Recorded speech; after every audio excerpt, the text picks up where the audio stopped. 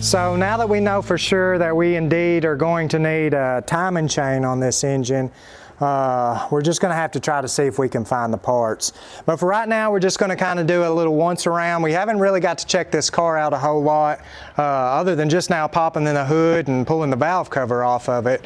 Now, me and Dad haven't really messed a whole lot with dealing with replacing timing chains on like an overhead cam setup like right this is.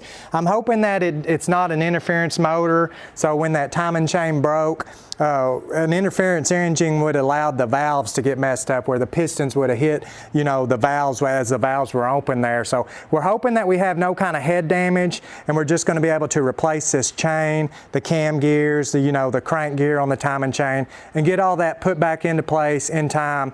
Get this thing turning over and just see if it's going to run. But it's a pretty stinking straight old car. The hood did have a little bit of damage just over here. We're going to have to figure out what we want to do on it. You can tell that the springs on it had just got super rusty, and someone probably tries to close it down without being too careful, and it buckled right here. Pretty common problem on old cars. If you're not careful and you're shutting them down, if these hoods have any kind of weak spot in them, they'll definitely do that. So we might be able to reinforce it back in here with some kind of a brace just to save the hood, because I can only imagine finding parts for these cars is probably almost impossible.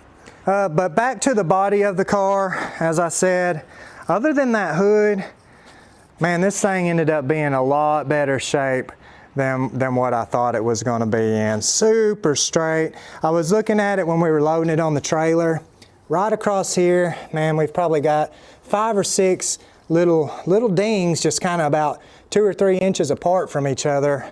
Not really sure what would have caused that, but I do know that that's going to be an issue when we get to cleaning this car up. Those are going to show up. But other than that, I really do think with just a little bit of time, a little bit of elbow grease, this old paint, we'll get it washed up, we'll get it buffed out. I really think you're going to be shocked at how well this car is going to clean up. We have all of our original hubcaps still. This one's in pretty good shape. Some of them, the paint's coming off just a little bit. Little bitty old 13-inch wheels and tires, so these are extremely dry rotted. I believe I saw on one where it was a Sears tire, so that only tells you how old these tires are, which the car was parked back in the 70s, so everything on this car is going to be dated around the 70s. Inside the car, now it isn't terrible. I've seen better, but I've definitely seen a lot worse. Dash is really primitive here, just got a little simple gauges. We were curious on the mileage, and it looks like it's about, well, it's showing 15,000 miles, but I'm gonna guess that's 115,000 miles, since we're already having issues with the timing chain being broke. It's got a really cool little old radio in this thing. Very simple, but very sharp for what it is. Box of parts right here. Not exactly what we've got. I see some spark plugs right on top. That looks like an old heater core there.